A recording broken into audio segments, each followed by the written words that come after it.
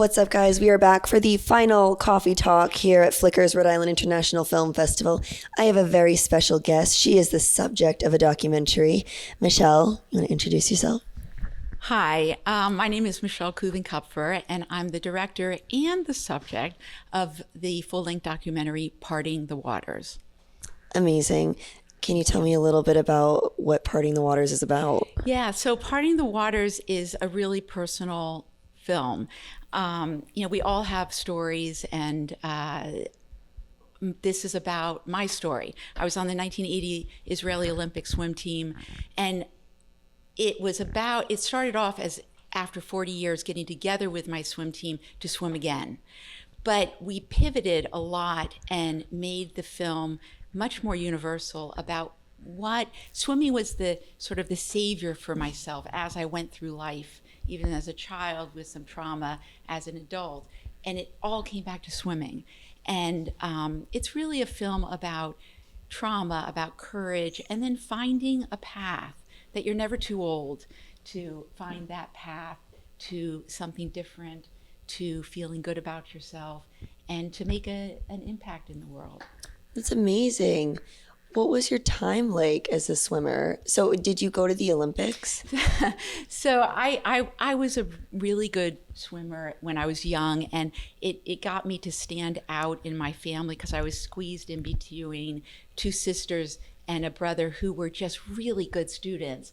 I wasn't, but I was a really good athlete.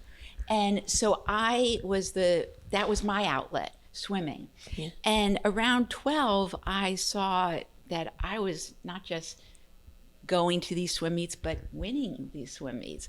So it started off young, but I became an international swimmer around the age of 15. Wow. Where, and at 18, in 1980, I was 17, was the 1980 Olympics. They were held in Russia. And everybody, all the young people here might not remember, but Russia had invaded Afghanistan.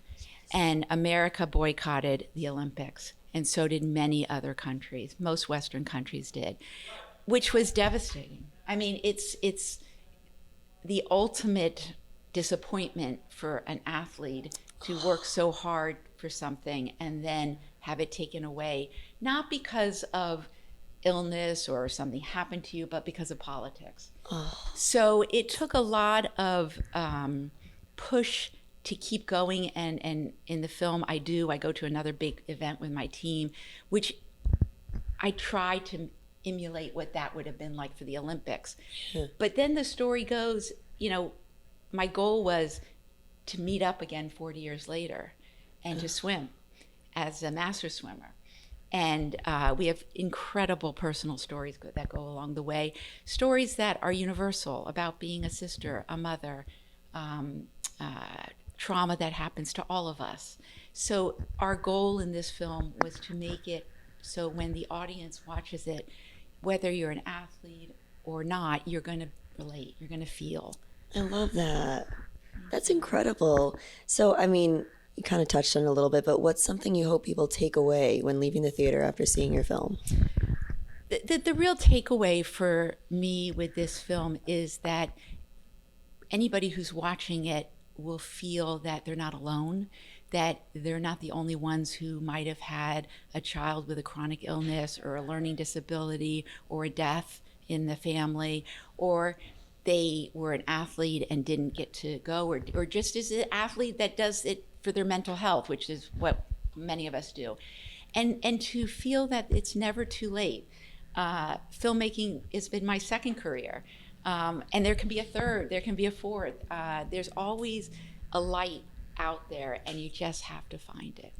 I love that. That's incredible. Well, Michele, is there anything you want to shout out, any people you want to shout out before we sign out? Well, first of all, I mean, I even get emotional when I think about it, because Flicker's Rhode Island International Film Festival has been an incredible honor and privilege to premiere here. Exceeded my expectations completely. Everybody has been so nice, from Sean to you to all your wonderful interns. I'm just incredibly appreciative. And we have an incredible team. This was, just not me doing this. We have incredible editors and directors and producers. Unfortunately, they're not here today, but we had a team that really pushed me to be open. And it takes that to get the story out. And, family and friends who supported us along the way. I mean, it's a real journey to make a documentary about yourself and be open for the world to hear your deepest feelings. Yeah. So, yeah. Thank you. That's wonderful. Congratulations again, Michelle, and thank you for being here with us. It's an honor. Thank you. All right. For the last time, Coffee Talk signing out. I didn't say that on any other episode. I don't know why I just did that.